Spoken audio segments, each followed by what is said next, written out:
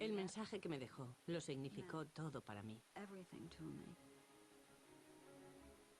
Me aferré a él. Lo escuché varias veces los siguientes días.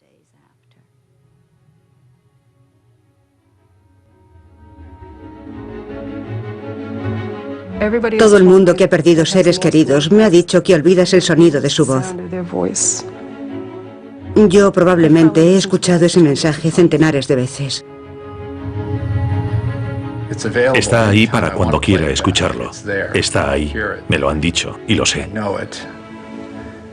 Todavía estoy muy frágil para escucharlo, pero me consuela saber que está ahí, aunque no lo escucho.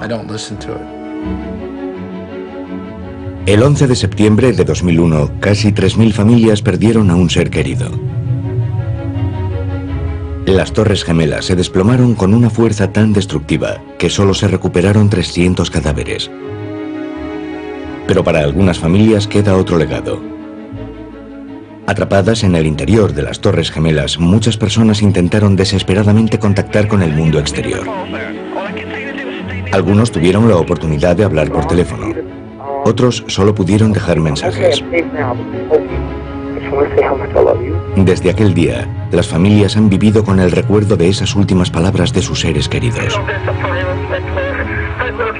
Muchas de estas llamadas nunca han sido escuchadas en público y se oirán en este programa por primera vez. Todas se han usado con el consentimiento de los parientes, que solo ahora se sienten preparados para hablar de ellas. Estas grabaciones arrojan luz sobre qué pasó realmente dentro de las torres, pero también revelan algo más profundo sobre las decisiones que la gente toma en sus últimos momentos, a quién acude y qué dice. Obviously a pretty scary experience. I saw a guy fall out of probably the 91st story all the way down. Okay. Now you can stay on the line with me. 11S. Llamadas desde las torres.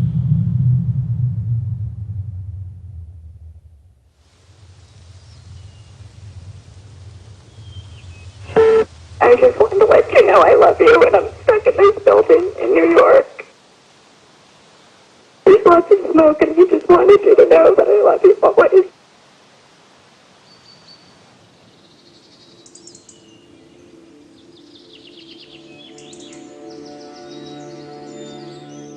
Mi perro Coco me despierta sobre las 5:30 de la mañana y quiere salir a pasear. Así que a las 5:30 de la mañana me levanto de la cama, me cepillo los dientes y me lavo la cara. Caminamos por el bosque como media hora, 40 minutos. Cada día rezo una oración y hablo con Melissa. Sé que ella está ahí. Sé que me escucha. Yo fui la última persona del mundo exterior con quien habló. Siempre recordaré eso. A veces por la noche cuando me duermo y cierro los ojos veo su rostro diciéndome, papá, te quiero.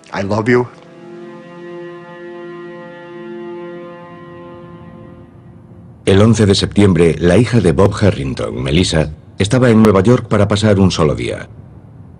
A sus 31 años, era una alta ejecutiva empresarial y tenía que supervisar la fusión de su empresa.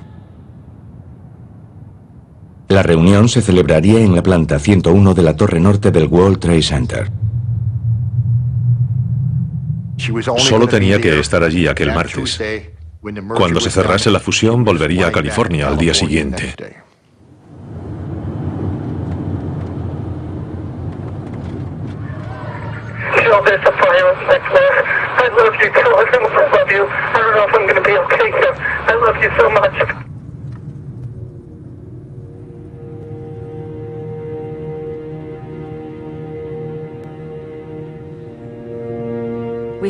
No encontramos nada de Jim.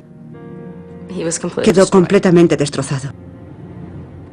Por eso, haber hablado con él significa mucho para mí. Creo que el proceso de curación sigue en marcha. Es importante que la gente sepa qué han experimentado las familias del 11S, lo que estamos pasando, lo que hemos pasado. Conservamos todavía esos recuerdos que no queremos que nadie olvide nunca. Jill Gertenberg acababa de formar una familia con su marido, Jim, de 35 años. Jim, ejecutivo inmobiliario de éxito, acababa de aceptar un ascenso en una nueva empresa. El 11 de septiembre solo iba a recoger sus cosas de su oficina en el piso 86 de la Torre Norte. Le dije, adiós, te quiero. Eso es lo último que recuerdo. Y verle salir por la puerta aquella mañana, el 11 de septiembre.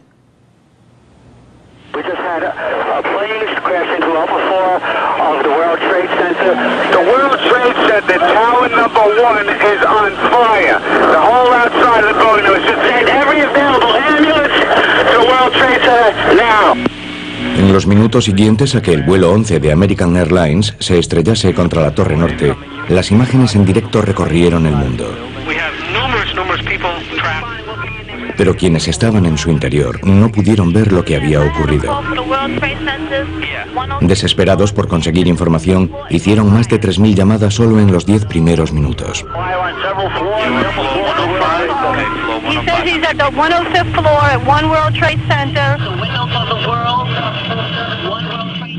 En la última planta de la Torre Norte, 100 personas asistían a un congreso en el restaurante Windows of the World. Entre ellas estaba Christopher Hanley, de 31 años, que hizo una de las primeras llamadas a los servicios de emergencias aquel día. Yeah, hi. I'm on the 106th floor of the World Trade Center. We just had an explosion. The 106th floor? Yes. 106, okay. We have smoke and it's pretty bad. We can't get down the stairs. All right. We had about 100 people up here. Do not leave, okay? There's a fire or an explosion or something in the building. All right, I want you to stay where you are. Yes. All right, we're there. We're coming up to get you. See the smoke coming up from outside the windows down? All right, we're on the way. Just sit tight. All right, just sit tight. We're on the way. All right, please hurry.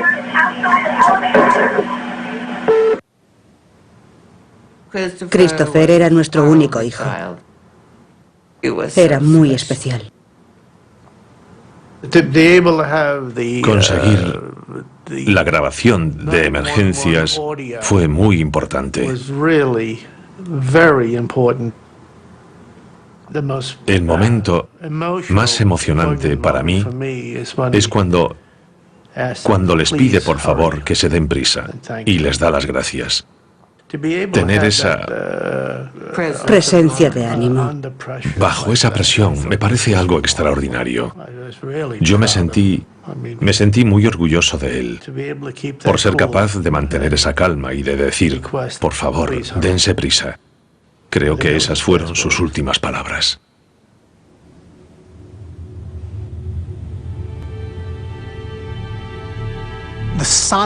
El archivo sonoro de aquel día, el archivo audible de aquel día, es esencial, porque el archivo visual de aquella jornada está limitado a los exteriores. Lo que vemos con nuestros ojos son dos edificios que están en llamas. Y esas llamadas, esas transmisiones de radio, nos muestran, a través del sonido, lo que no pudimos ver con nuestros ojos. Forman parte del tejido de aquel día que no conoceríamos ni comprenderíamos sin esta grabación sonora.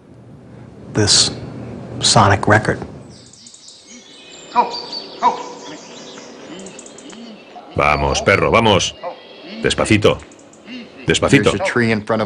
Hay un árbol frente a mi casa que se plantó una semana después de que naciese Melissa. El árbol creció y Melissa creció. El árbol creció hasta ser el árbol más grande de la calle. Y Melissa creció y se convirtió en una joven buena y preciosa. Melissa habría cumplido 39 años la semana pasada. Ahora el árbol mide aproximadamente unos 13 o 15 metros. Cuando lo planté, medía 1,5 metros y tenía apenas 2 dedos de grosor. Y cuando miro y veo ese árbol, recuerdo el día que ella nació.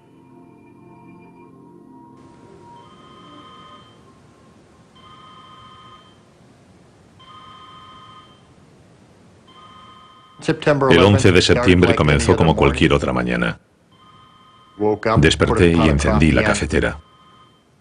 Y cuando estaba haciendo la cama, sonó el teléfono. No suelo contestar al teléfono porque, como he trabajado en la construcción toda mi vida, la gente tiene tendencia a llamarme para que les haga trabajos gratis o para que les dé consejos, así que normalmente no contesto al teléfono. Pero esa mañana lo hice. Era mi hija Melissa. Yo sabía que estaba en Nueva York y en aquel momento no sabía que hubiese ocurrido nada. Melissa estaba un poco histérica. Le dije, cariño, tienes que tranquilizarte para que tu padre pueda entender cuál es el problema. Ella recuperó la compostura y me dijo, papá, estoy en el piso 101 del World Trade Center y acaba de explotar una bomba. Yo tenía la tele en el dormitorio. La encendí y puse la CNN. Vi el incendio, vi el humo, se me encogió el corazón. Ella me dijo que el incendio no era lo que más le preocupaba, sino que había mucho humo. Así que le dije, cariño, ¿ves algún rótulo que ponga salida? Me contestó que sí, y yo le dije que debajo de todos los rótulos de salida está el hueco de las escaleras. Le dije, ve a las escaleras, lo más rápido que puedas y sal de ese edificio. Pero Melissa y su padre no saben que las 3 escaleras han quedado destruidas. Atrapada a tan solo 3 pisos por encima de la zona de impacto, Melissa no tenía posibilidad alguna de escapar. Tenía problemas y llamó a su padre para pedirle ayuda. Yo estaba a 210 kilómetros de distancia, no podía hacer nada, salvo aconsejarla. Intercambiamos te quieros. Y, que yo sepa, fui la última persona del mundo exterior con la que habló. 106th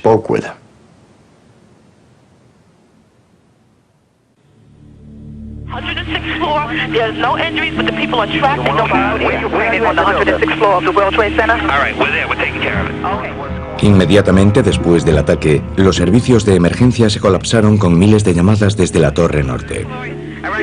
In the location you are, but something by the door to block us. Stay where you are. We have you on the 92nd floor, southwest corner. Sure, if you can get out of the building, then get out of the building. If you can't, just remain there and somebody will get you. How many other people are with you right now? 200?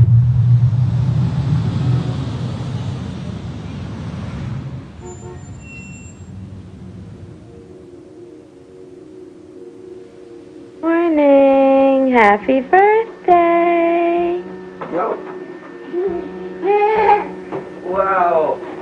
Okay, you want to open this? It says, Nicole, this was my favorite toy when I was 2. I hope you like it. Natalie. Creo que el 11S aparece habitualmente en la vida de todo el mundo. En la tele, cuando vas a un aeropuerto, cada vez que viajas. Las cosas han cambiado mucho desde el 11S porque todo el mundo habla de ello. Sale en los periódicos todos los días. Y cuando oigo que lo mencionan, yo me siento muy orgullosa porque mi marido hizo lo que pudo aquella mañana.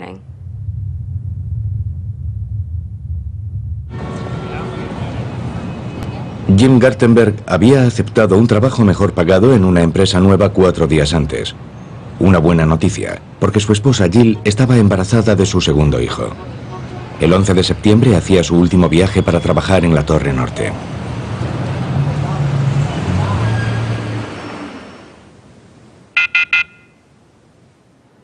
Yo me fui a trabajar poco después de él. Mi oficina estaba muy cerca de nuestro apartamento, así que solo tenía que caminar unas manzanas. Cuando llegué, la luz del contestador parpadeaba y escuché el mensaje inmediatamente.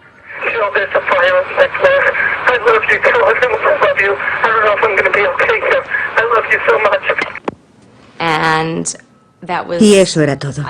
Yo ni siquiera sabía qué significaba. Escuché el mensaje varias veces porque no estaba muy segura de qué estaba diciendo. No podía creer lo que estaba diciendo.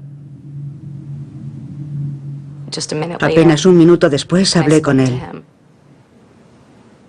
A diferencia del mensaje del contestador, que sonaba frenético, cuando hablé con él lo encontré muy tranquilo y controlado.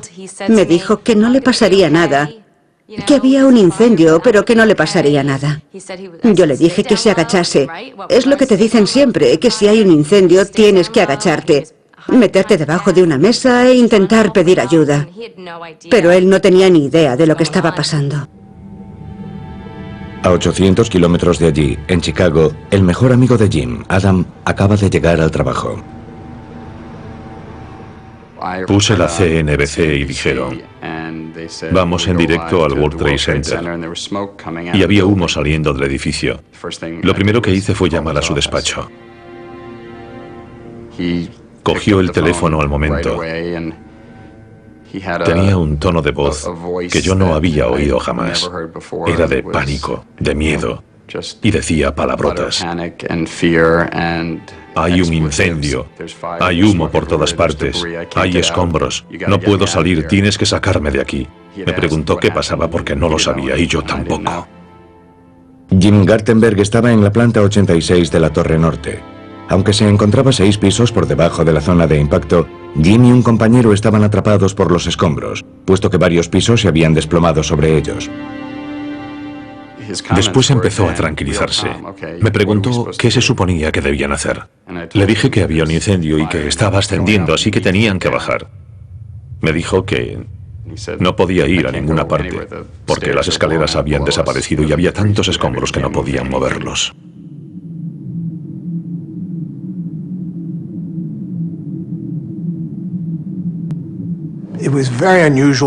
Era muy raro, porque la gente que estaba fuera tenía un mayor sentido de alarma y urgencia que las personas que estaban dentro, que no sabían nada.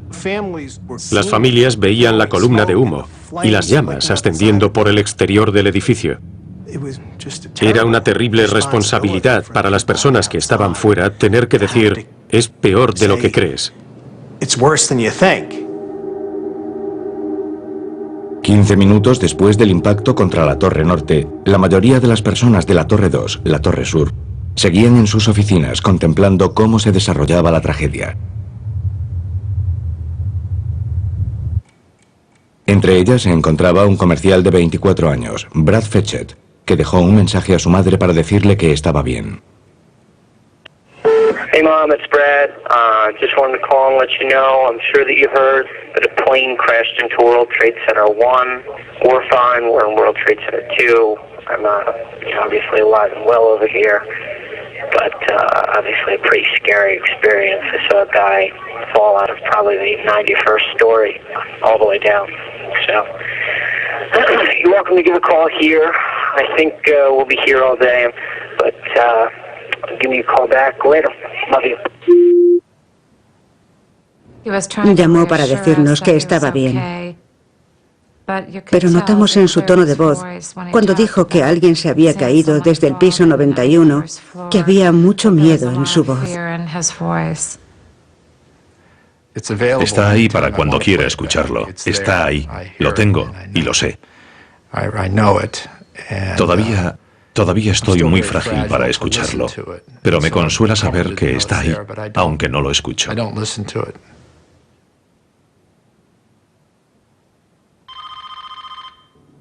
8 pisos por encima de Brad en la Torre Sur se encontraba el analista de sistemas de 42 años, Jimmy Vigelaisen. Sonó el teléfono y era Jimmy. Mamá, no te preocupes. Estoy bien. Yo le dije, por favor, no pierdas el tiempo. Lo sé todo, sal de ahí. Él me dijo que escuchase y puso el teléfono junto a la megafonía. Y yo oí lo que les decían. No salgan de sus oficinas. Este edificio es seguro. Cuando colgamos, me llamó mi sobrino. Era prácticamente incoherente. Me dijo, Jimmy, Trade Center. Yo le dije, Jimmy está bien, y cuando estaba diciendo vi, no acabé la palabra porque vi cómo aquel avión impactaba contra el otro edificio.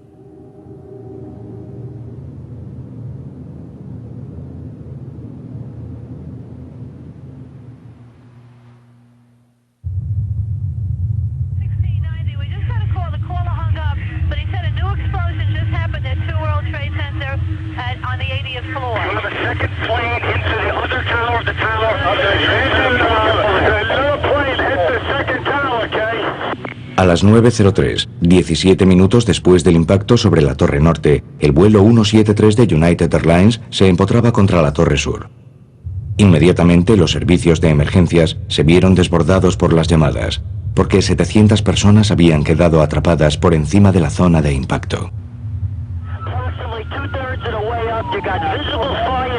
Lieutenant, Manhattan Dispatch. Yes, Hi. Major disaster, number 2 World Trade Center, requesting everything possible. Northwest Conference Room. Tower 2, room 105. This is at the World Trade Center. People are trapped. I have a call on the line. The line is open. What are you on? They're not answering. We're getting millions of calls there. All I can say is they will stay near the window, stay low, put a towel by the firefighters in the city are on their way over there. Sir, I understand that. All right, we're trying to get to people as fast as we can.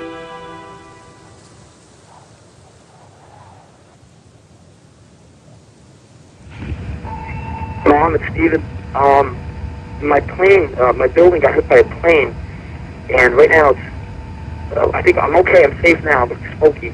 I just want to say how much I love you, and I will call you when I'm safe. Okay, Mom? Bye.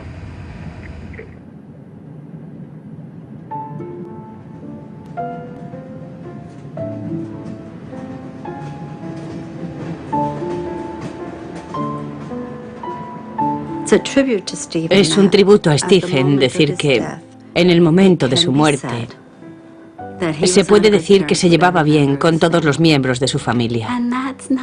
Y eso no es fácil.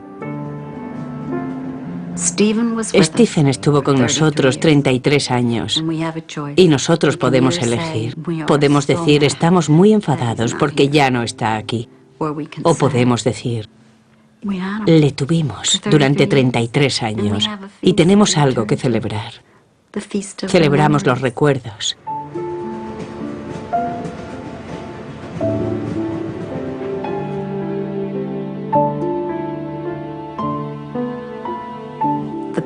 Nuestra familia era niña, niño, niña. Al principio había un triunvirato y después llegaron 4 niños rápidamente. Y Stephen era el tercero de ese grupo de 4.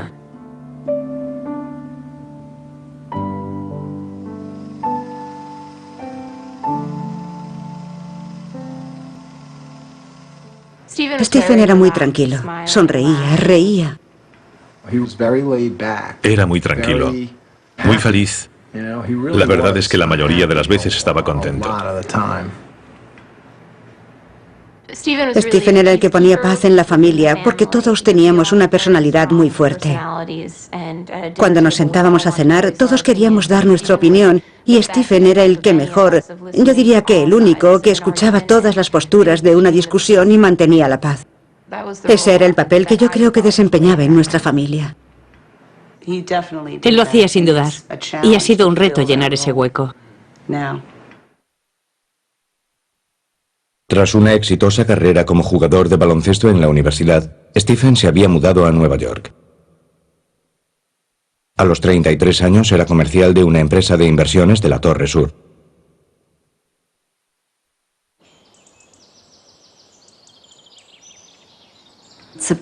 El 11 de septiembre hizo un día precioso. Todo el mundo lo recuerda, lo sé. Yo estaba encantada yendo a mi clase de yoga muy cerca de casa, en el centro cultural.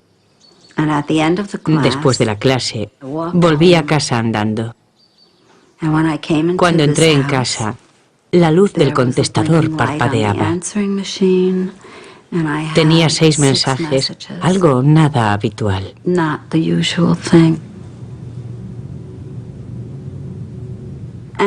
Y uno de los mensajes era de Stephen.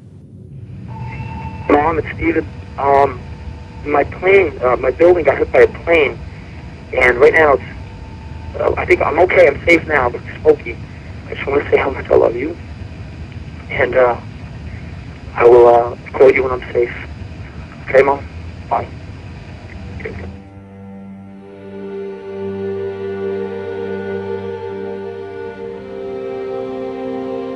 Stephen trabajaba en la Torre Sur. Estaba en el piso 89. Me dijo que me llamaría y que estaría bien. Después tenía mensajes que me preguntaban si mis hijos estaban bien. Y tenía un mensaje de mi marido que me decía: prométeme que no encenderás la televisión. Era una promesa fácil de cumplir.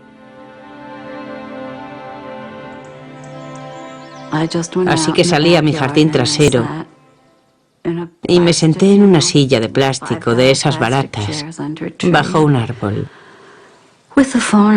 con el teléfono en el regazo, preparándome para lo que viniese.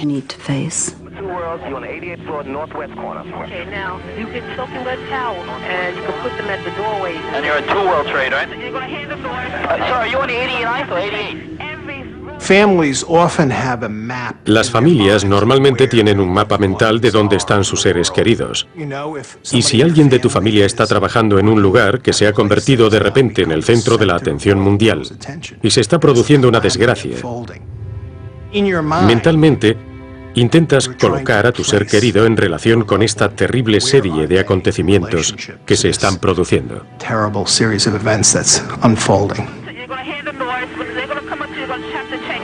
I feel so bad that we can't do more. You don't know. Oh, boy. It's an awful thing. It's an awful, awful, awful thing to call somebody and tell them you're going to die. That's an awful thing.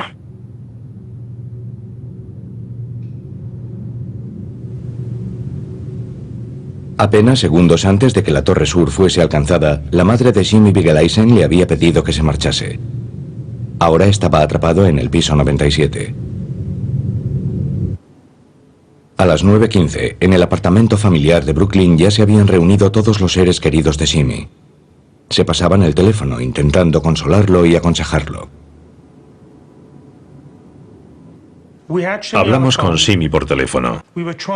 Intentamos buscar diferentes formas de tranquilizarlo y de relajarlo.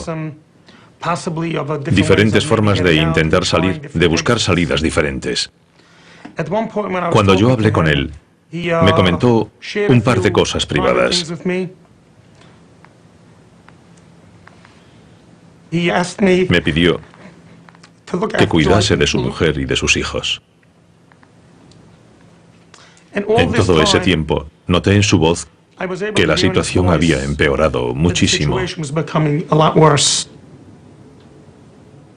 El fuego y un denso humo cubrían ya la parte superior de la zona de impacto. Quienes estaban atrapados allí empezaron a sentir pánico. David, amigo de Jimmy, lo llamó para intentar tranquilizarlo. Jimmy, just hang in there. Just breathe slowly through the towel. You breathing through the towel? Everything's fine. Everybody's fine. Everybody's very calm. Everything's going to be fine. You have to stay calm. Everybody here is calm. I promise you. The girls don't even know because they're in school. The parents are here. They're very calm. Just keep your head straight. Okay, do you see smoke by the window? The fire department wants to... You can't see? Do we see smoke by the windows? The fire department wants to know. No smoke by the window. No smoke by the window. Listen carefully. As a last resort, break the window as small as possible just to get a little air in. Okay, but you follow? Yeah. Okay, how so? They said the last resort we should open the window just a little bit to get some air in. Can you open the window or you have to break it? Yeah. Huh? You have to break it. Yeah. Okay, Shimmy. Yeah. Break the window. Break the window. As little as possible. Just get a little air. Just get a little air. If you're running out of air. If you're running out of air, we should do that. Okay. Okay? Estoy muy agradecida porque pudo pasar sus últimos momentos hablando con las personas a las que estaba más unido. Al final de tu vida, imagino que buscas consuelo y confío que él lo tuvo. Es lo que me ha dicho todo el mundo. Eso es todo lo que yo podría desear.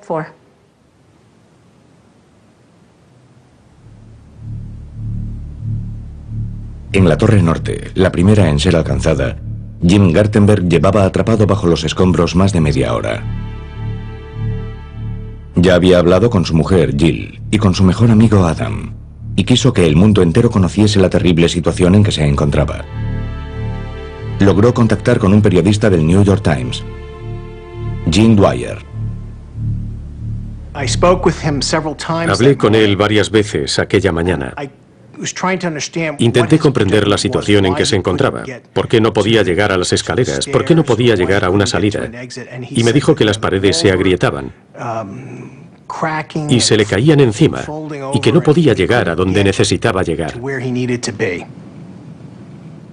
El señor Gartenberg parecía muy entero, muy concentrado, pero le noté una gran urgencia en la voz, aunque no creo que fuese pánico. Solo quería que la gente supiese dónde estaba y que no podía abandonar el edificio. Happy birthday to you. Happy birthday to you. Nicole. Yay.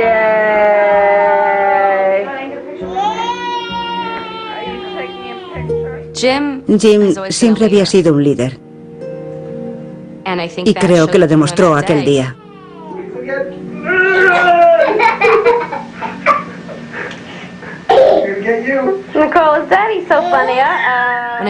Cuando conocí a Jim, era presidente del club de alumnos de Michigan en Nueva York.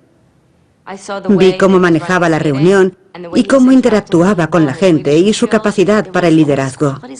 Vi tantas cualidades en él que dije, caray, este es un chico muy especial.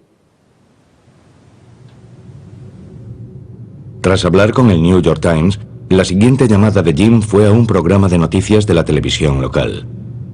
A las 9:32, 45 minutos después de que la Torre Norte hubiese sido alcanzada, Jim salía en directo en la tele. Jim Gartenberg joins us. He was on the 86th floor of, I'm not sure which tower. Was it the north or south, Jim? It's World Trade Center 1, and it's not was. I am here, and I'm stuck right now. Now, are you above, Jim, or below? I have no idea. I have no idea where the plane hit. It's my understanding that it's a plane. Jim, there are two planes. One went into one tower. One went into the other tower. What do you see around you? I mean, are you in smoke? Are you in fire? I mean, the first thing that I want to make clear is that I'm stuck on the 86th floor. A fire door has trapped us. Debris has fallen around us, and part of the core of the building is blown out. How many people are with you, Jim? I'm with one other person, and I'm told that people are aware of this. I'm on the 86th floor on the east side of the building facing the East River. And what time did you get... I'm on the air. I want to tell anybody that has a family member that may be in the building that the situation is under control for the moment, and the danger has not increased. So please, all family members, take it easy. Una amiga me llamó al móvil y me dijo, Jill, a Jim no le pasará nada. Acaba de salir en la tele nacional diciendo que todo saldrá bien. Me contó lo que él había dicho y lo seguro que parecía. Emitieron su voz en antena. Todavía tengo las grabaciones y las escucho. Y es raro porque la voz que oigo en ellas no es la suya. Y es rarísimo en lo que respecta a la voz. Pero su mensaje era increíblemente tranquilo, valiente y estoico. Haber visto eso es un tremendo tributo. Creo que mucha gente que pasa por una crisis se limita a sentarse y gritar. Y Jim se reencontró consigo mismo. Es como si dijese, esta es la situación, ¿cómo puedo hacerle frente? Y él intentó contactar con el mayor número de personas que pudo para intentar concretar de qué recursos disponía para ayudar en esa situación.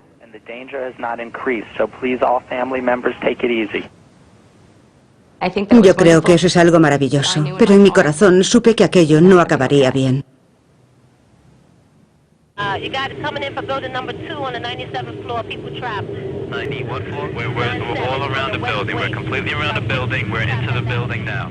2000 personas estaban atrapadas en las torres norte y sur.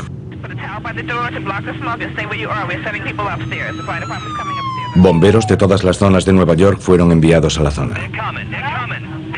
Intuyendo que tal vez pronto tuviese que enfrentarse a las llamas, el bombero Walter Hines dejó un apresurado mensaje de voz a su mujer. Message. Hi, Ron, it's me. Just want to let you know I love you and the girls. Tell my mom to, we're going down to that trade center thing, the second plane that just crashed into that building. So we're on our way down there. I love you. I'll talk to you later. Walter sabía que aquello era grave. Se lo noté en la voz. Sabía que era algo de lo que tal vez no saldría. Y creo que necesitaba que supiésemos que nos quería. El mensaje de voz que Walter nos dejó sigue grabado en su teléfono profesional, que he conservado en su despacho. Probablemente lo habré escuchado centenares de veces.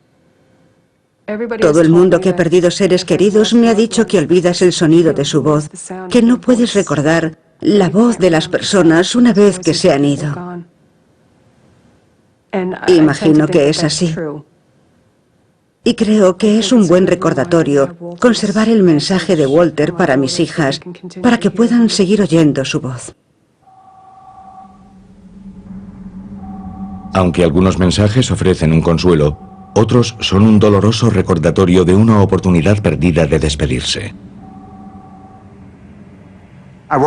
Me despertó el teléfono. En aquella época trabajaba de noche, así que no quería que me molestasen. Entonces me sonó el móvil otra vez. Y me dije que no pensaba contestar. Yo diría que era probablemente la 1 de la tarde cuando oí el mensaje que tenía grabado en el móvil.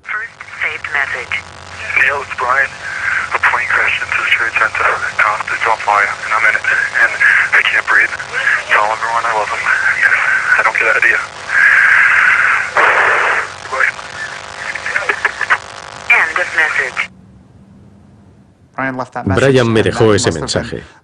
Esa debió de ser la primera o la segunda llamada que recibí aquella mañana y yo no me di cuenta. Bueno, es muy difícil pararse a pensar qué habría pasado si hubiese contestado aquella llamada. No podría haber hecho nada, aunque la hubiese contestado. Conservo el mensaje en un archivo MP3 y en un CD. Lo guardo en una caja fuerte. Lo tengo en todos los discos duros que tengo. Lo tengo por todas partes, para que no le pase nada. Son las últimas palabras de Brian. Es una de las razones por las que se hicieron las grabadoras, para que la gente pudiera grabar sus últimas palabras. Yo creo que me consuela. Es como si absorbiese la fuerza de Brian cuando escucho el mensaje.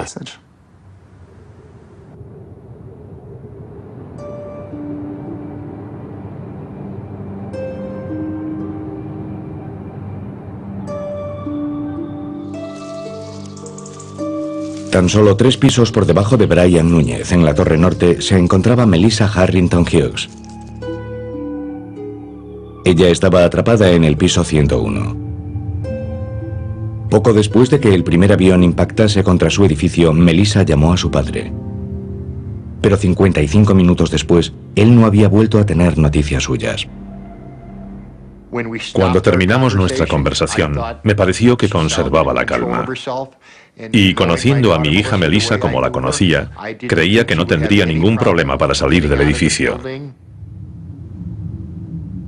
Mientras el padre de Melissa contemplaba cómo se desarrollaban los acontecimientos desde su casa, su único hermano, Michael, estaba en su despacho de Boston cuando escuchó la noticia. Empecé a llorar y no podía creerlo. Era incapaz de decir ni una palabra a nadie. Tuve que marcharme del trabajo, decir que me iba. Pensaba que ojalá ella pudiese salir. Ojalá saliese por las escaleras o por el ascensor. Tal vez trajesen helicópteros, yo no lo sabía.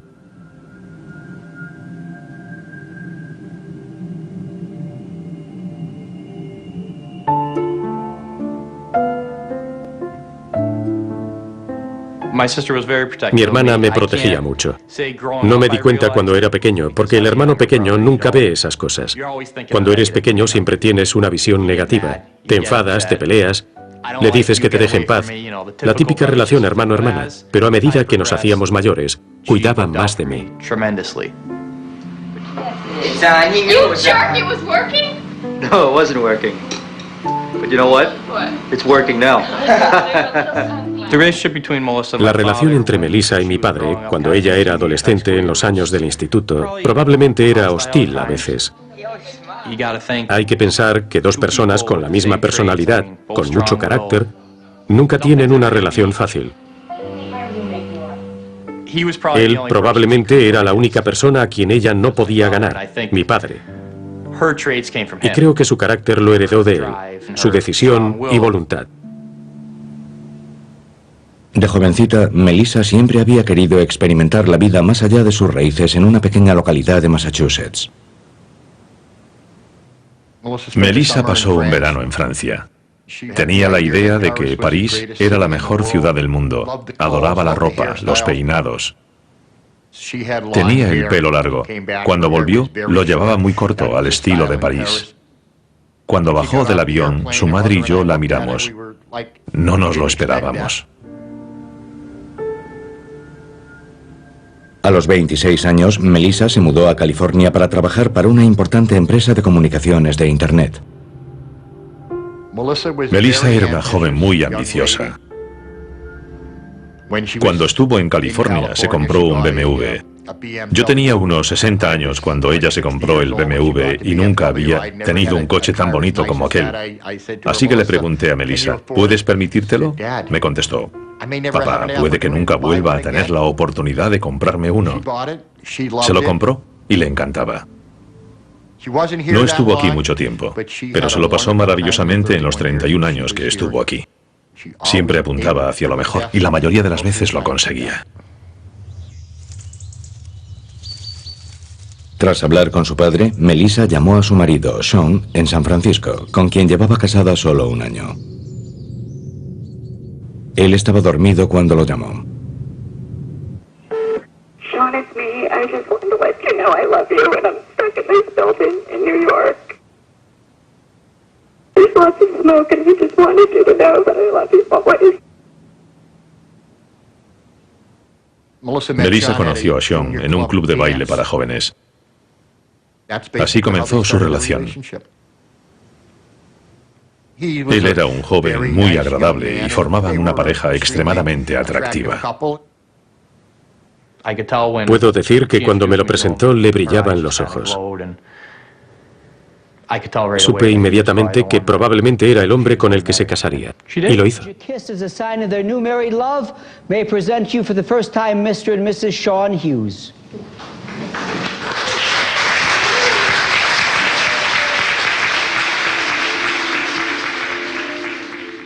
Cuando escuché su mensaje a Sean, noté que su voz ya no tenía esperanza. Le estaba diciendo a Sean que para ella se había acabado todo, pero que lo querría siempre.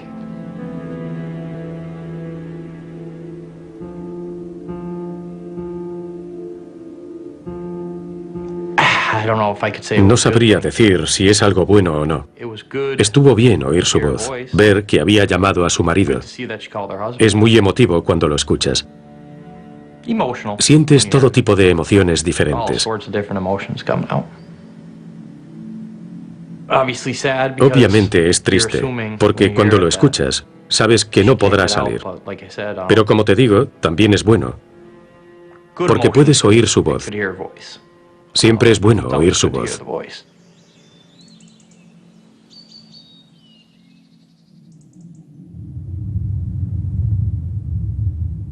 Una hora después de que el primer avión se estrellase contra la Torre Norte, algunas personas seguían intentando contactar con sus seres queridos.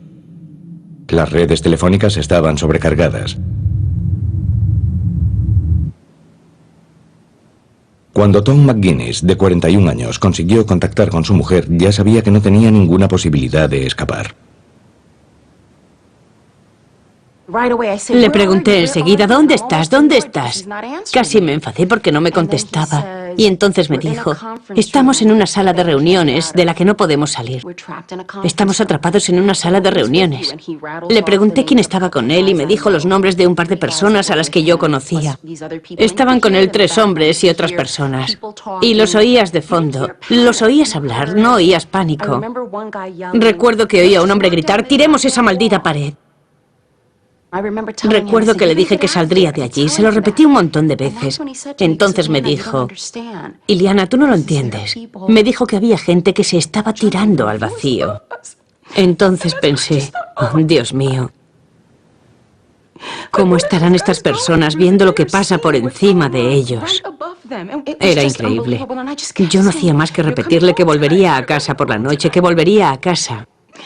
Él me dijo, te quiero, cuida de Caitlin. Me dijo que tenía que tumbarse en el suelo y que me quería. Y entonces se cortó la llamada.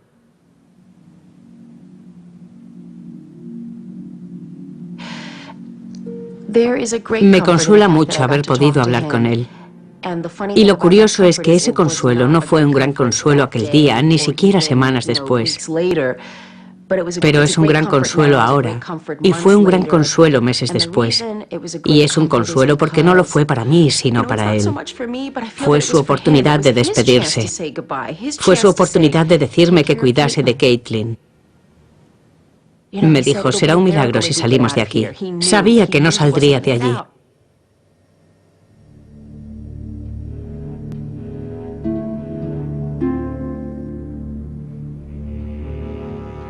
En la Torre Sur, la segunda en sufrir el impacto, las condiciones eran ya desesperadas.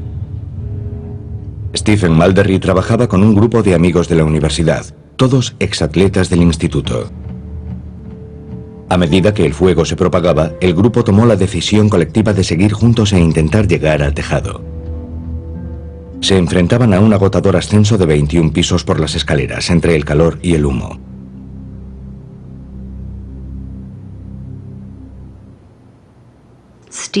A Stephen le apasionaba el baloncesto,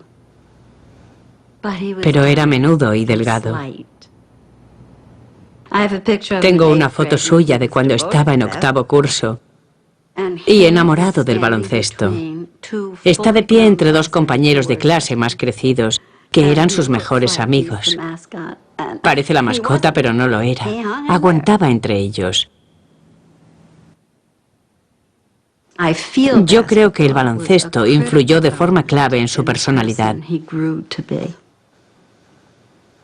Nunca perdió ese fuego, ese deseo. Lo vi tras la muerte de Stephen, cuando la lealtad de todas las personas con las que había jugado al baloncesto fue evidente para mí. Y vi todo lo que le había aportado el trabajo en equipo.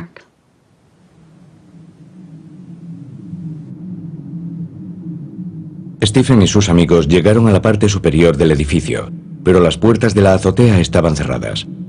Volvieron a bajar por las escaleras y se refugiaron en una sala de reuniones vacía del piso 88. Solo tenían un teléfono móvil y se lo fueron pasando para despedirse. Stephen y los demás se fueron pasando el teléfono para hablar con sus familias. En ese momento, había una sensación de terror entre las personas que hacían las llamadas. Tenían la sensación de estar condenados.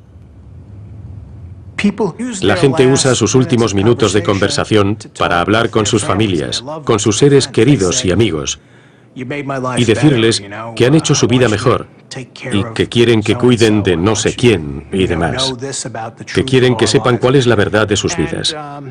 Fue una especie de momento de la verdad para muchas personas. Un momento de verdad desesperada, pero también de verdad trascendente.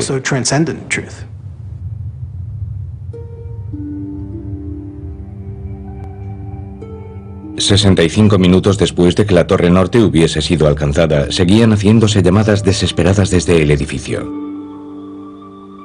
Para la familia de Jeffrey Nussbaum, de 37 años, su lucha por sobrevivir está documentada con todo tipo de detalles angustiosos. Sonó mi teléfono. Era Jeff.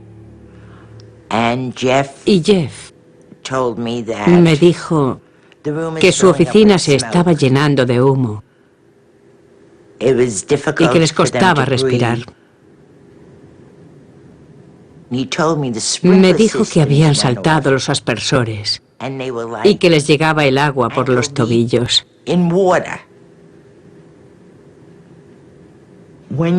Cuando estás tan unido emocionalmente a alguien que está involucrado en algo así, no miras el reloj. La compañía de teléfonos me envió un detalle de su factura. Yo esperé más de 2 años a que lo identificasen. Así que cualquier cosa es importante para mí. Y lo que identificaron era tan microscópico que te agarrabas a cualquier cosa. Incluso a una factura de teléfonos.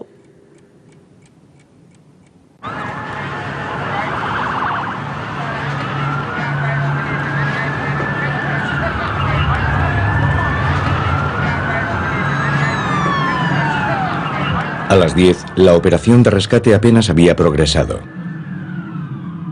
El cuerpo de bomberos sufría el mal funcionamiento de los receptores de radio dentro de las torres. Una vez dentro de los huecos de las escaleras, los bomberos no podían comunicarse entre sí. Pero ese silencio estaba a punto de romperse. Alguien consiguió que funcionase un receptor de radio. Y gracias a ello, tenemos un documento extraordinariamente importante de los esfuerzos que se realizaron para subir a los pisos más altos de la Torre Sur.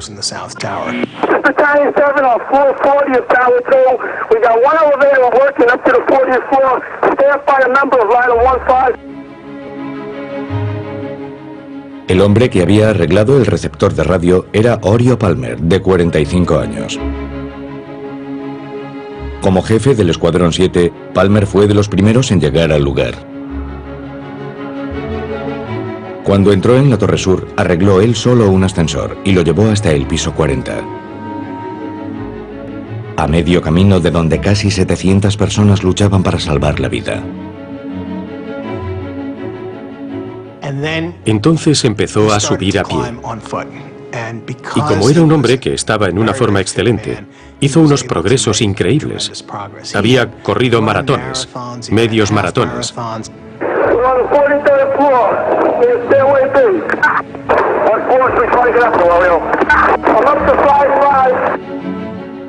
Subió 12 pisos en 10 minutos, cargado con el equipo de intervención que pesaba unos 20 o 25 kilos.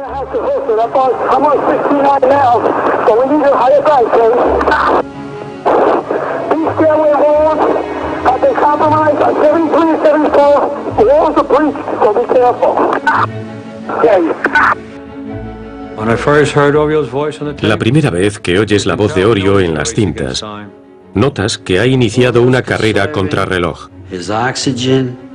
Orio intenta guardar oxígeno, guardar energías, por eso no habla mucho en la grabación.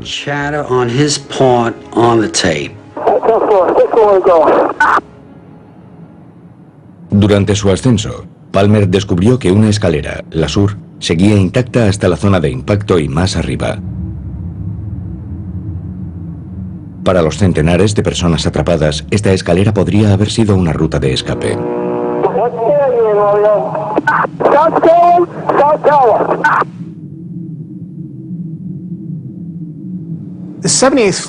El piso 78 en la Torre Sur era un puente entre los vivos y los muertos. Era una zona de transferencia de los ascensores y había mucha gente allí. Así que cuando el segundo avión impactó, muchos murieron en el acto y muchos estaban heridos y esperando ayuda. Orio Palmer estaba subiendo, corriendo hacia ese punto para llegar a ellos.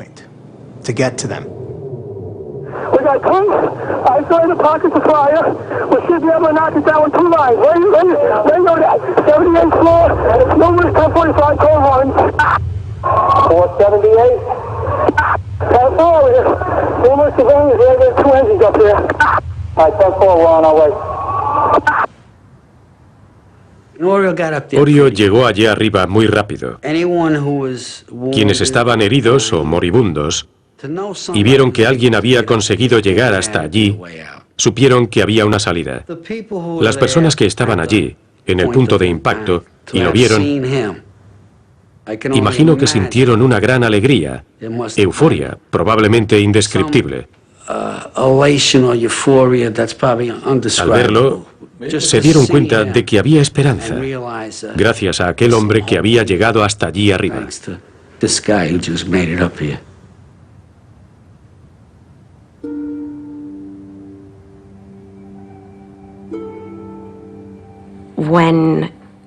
Cuando oí las grabaciones, estábamos viendo una pantalla con el diálogo sobreimpresionado y una cuenta atrás digital, así que sabíamos exactamente lo que iba a pasar. Sabías el momento exacto en el que las torres se desplomarían y no podías evitar la sensación de querer saltar del asiento y decir, ¡deprisa, salid de ahí!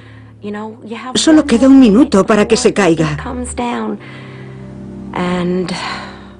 Y esa era la parte más difícil, sin duda. No me sorprendió saber que Orio había llegado hasta el piso 78.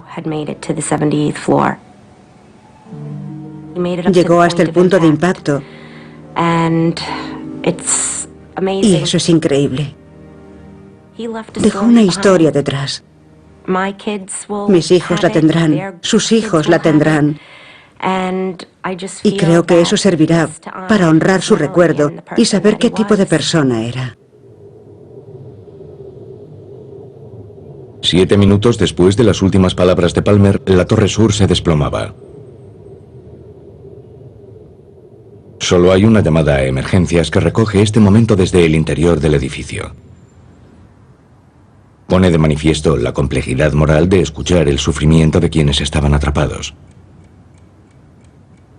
Desde el piso 105 de la torre sur, Kevin Cosgrove, padre de 3 hijos, estuvo hablando hasta el mismo momento en que la torre cayó.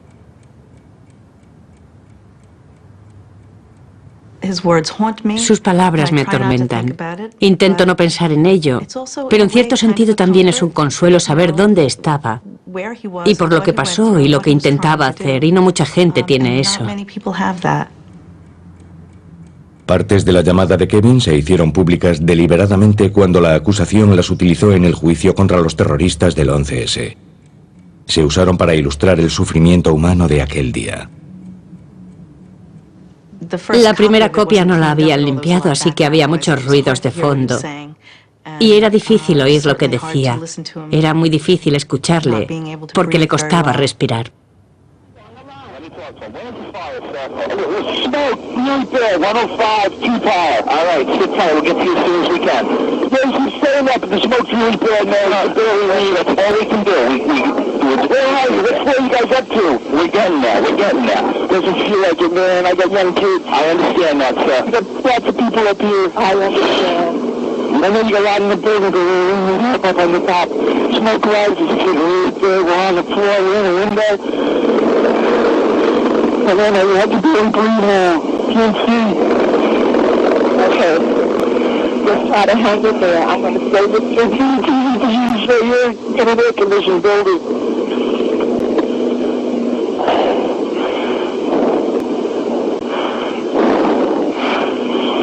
It's really bad. It's black. It's iron. We're young men. We're not ready to die. I understand. Hello? Hello? We're looking at financial center. 3 of us, 2 broken windows.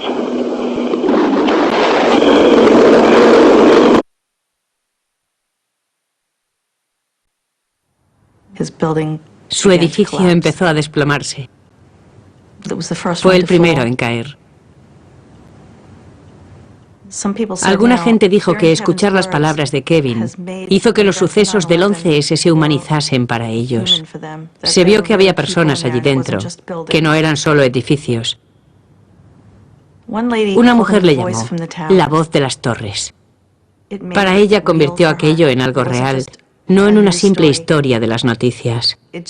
Parecía una película, pero cuando oyeron la voz de Kevin, se dieron cuenta de que aquello era real. A Wendy Cosgrove le queda el consuelo de que casi 10 minutos de la llamada no se reprodujeron en el tribunal. Me alegro de que algunos sean mis recuerdos privados, de no tener que compartirlos con el mundo. Porque es bastante duro compartir las últimas palabras de mi marido con el mundo. Así que es bueno tener algo privado. Supongo que lo que quiero que la gente aprenda escuchando las grabaciones es que la vida es corta, que nunca sabes cuándo perderás a tus seres queridos y que debes dedicar cada minuto que puedas a demostrarles tu amor. Porque eso es lo importante en la vida.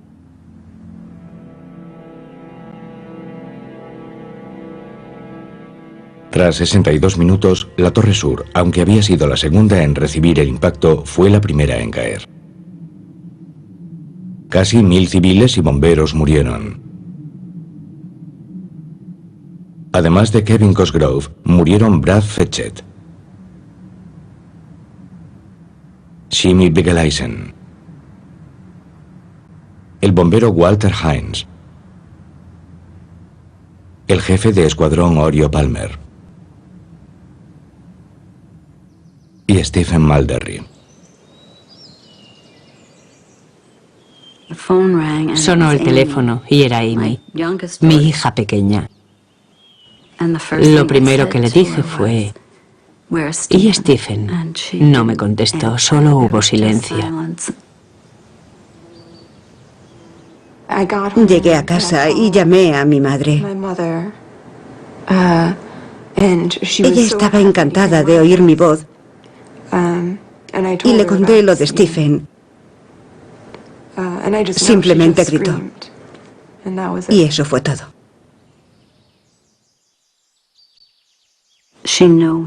Ella sabía que él había desaparecido. Y de mi interior salió un sonido que no había oído en toda mi vida. Era un sonido animal.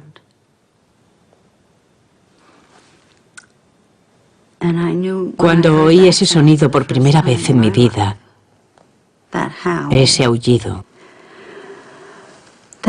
supe que era universal. Supe que mi familia y yo habíamos unido todas las pérdidas de toda la historia. Mom, it's Steven. My plane, my building got hit by a plane, and right now it's, I think I'm okay, I'm safe now. El mensaje que me dejó lo fue todo para mí. Me aferré a él. Lo escuché varias veces los siguientes días.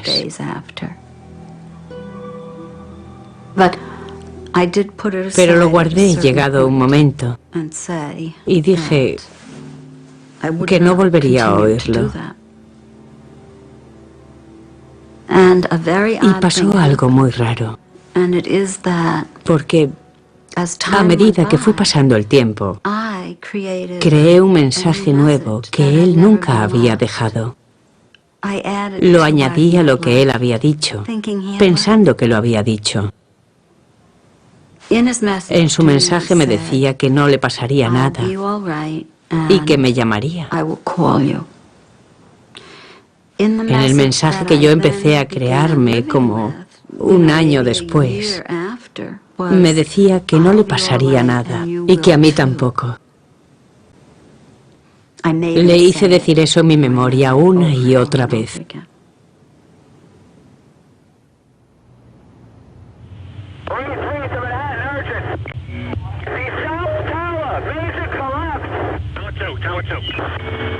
George, have them mobilize the army.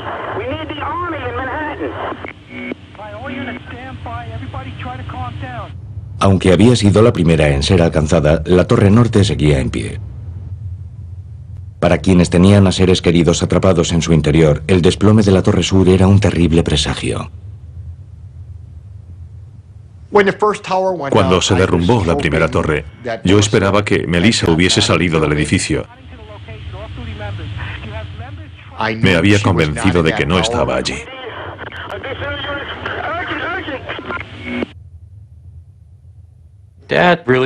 Papá deseaba que ella volviese a llamar. Sean nos había dicho que ella le había llamado. Él quería que nos volviese a llamar y estaba nerviosísimo, ansioso. Así fue como yo le vi. Como padre siempre quieres tener esperanzas.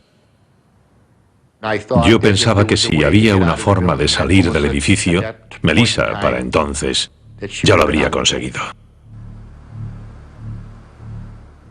Yo estaba hablando por teléfono con uno de los amigos de Jim cuando se derrumbó la primera torre. Lo único que oías por teléfono eran lloros y gritos. Y entonces, como 5 o 10 minutos después, llegó la sensación de calma. Oh, espera, no era esa torre. Es raro recordar los sucesos de aquel día, cómo aislamos la seguridad de Jimmy y cómo pudimos distanciarnos de los sucesos tan terribles y de las pérdidas que tanto sufrieron. Pero sentíamos que aquel era nuestro deber.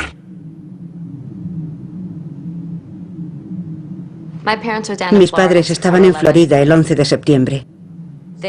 No estaban viendo la televisión hasta que yo les dije que la encendiesen. Mi padre contó los pisos en la tele. Intentaba averiguar si Jim estaba por encima o por debajo de donde había impactado el avión. Lo primero que mi padre me dijo fue que él había sido un gran padre.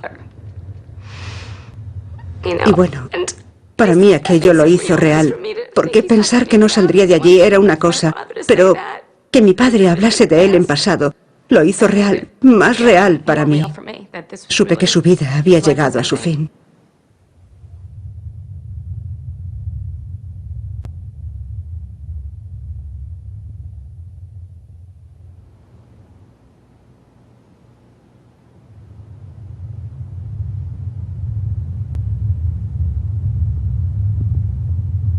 A las 10:28, 102 minutos después del impacto, la torre norte se desplomaba.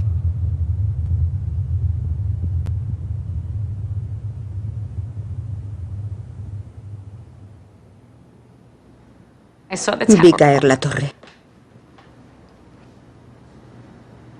Vi caer la torre al suelo y tuve la seguridad de que jamás volveríamos a verlo. Vi que su vida acababa allí.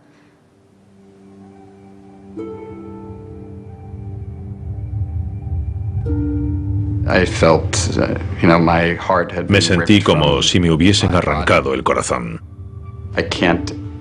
No recuerdo haber sentido tanta tristeza en mi vida, ni tanta emoción, ni tantas lágrimas. Y espero no volver a sentir nada de eso. Mi mujer, Beverly, estaba trabajando en un colegio en Chickerby. Tuve que conducir hasta Chickerby para informar a mi mujer de que Melissa estaba dentro de la torre norte.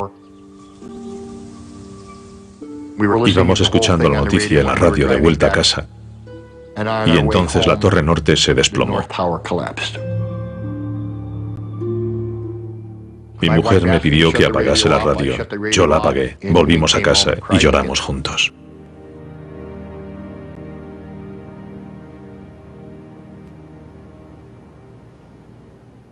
Cuando la torre norte se desplomó, murieron 1.402 civiles. Además de Melissa Harrington Hughes y Jim Gartenberg, también murieron Christopher Hanley, Brian Núñez, Jeffrey Nussbaum y Tom McGuinness.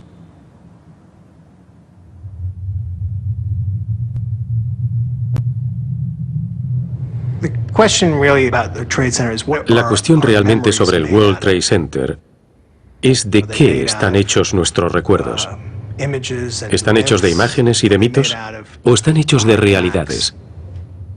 La grabación audible de aquel día es esencial, porque si la historia tiene que convertirse en una herramienta para los vivos, si la memoria tiene que convertirse en algo en lo que podemos confiar, entonces no se puede parpadear, no se puede apartar la vista. Hay que decir, esto fue lo que pasó y así fue como ocurrió. Para las familias, el dolor del 11 de septiembre puede que nunca les abandone. Pero ahora que ya han pasado varios años, empiezan a comprender el profundo legado de las últimas palabras de sus seres queridos. Mi madre es muy reflexiva. No se queda atascada en algo como esto. Creo que lo reconoce, lo absorbe e intenta verle el lado positivo. Y mira hacia adelante, así que creo que le va bien. Creo yo. El mundo no se detiene porque haya una pérdida trágica de vidas, aunque nos gustaría que así fuese. El mundo está demasiado ocupado. Y yo comprendo que no se puede estar llorando siempre. Para mí sería muy fácil caer en la tentación de entender la vida como un simple aguantar. Y creo que esa sería una forma muy pobre de vivir la vida. Sería ignorar todos los dones que te han sido concedidos. Y yo no quería que fuese así. Y puedo decir que no es así para mí.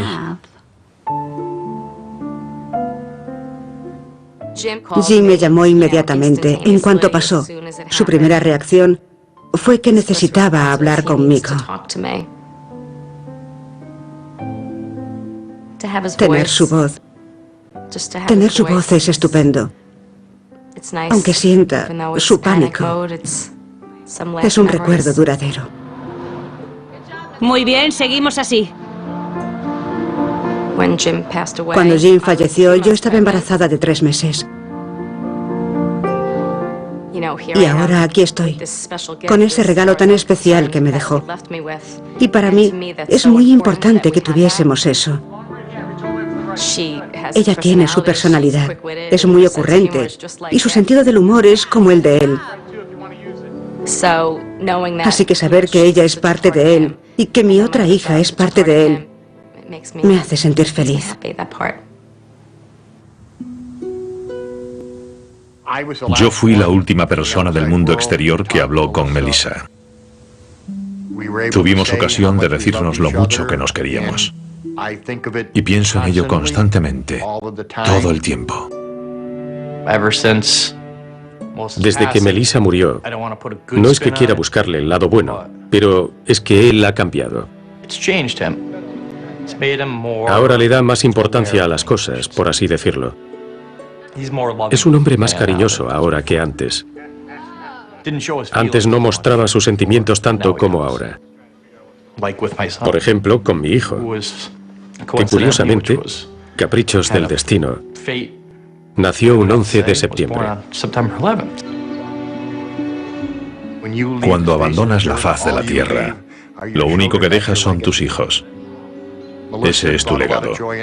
Melissa llenó de alegrías nuestras vidas. Mi paz interior con la muerte de Melissa se debe a que pude hablar con ella. Estoy satisfecho sabiendo que Melissa me llamó y que pudimos despedirnos, básicamente. Pude hablar con Melissa en persona y eso me lo llevaré a la tumba.